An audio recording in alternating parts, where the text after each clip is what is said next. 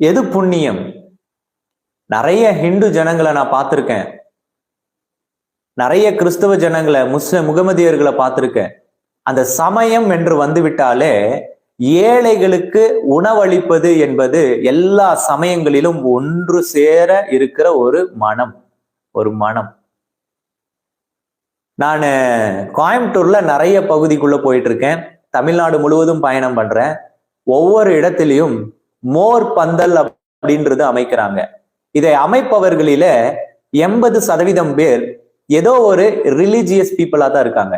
ஒரு டெம்பிளை சார்ந்தவங்களா, ஒரு சர்ச்சை சார்ந்தவங்களா, ஒரு தர்காவை சார்ந்தவர்களா தான் இருக்காங்க.